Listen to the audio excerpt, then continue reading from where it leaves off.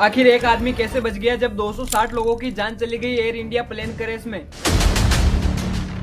आखिर Ahmedabad plane crash क्यों और किस वजह से हुआ? इसमें पायलट की कोई गलती थी या फिर कोई टेक्निकल इश्यू आ गया था?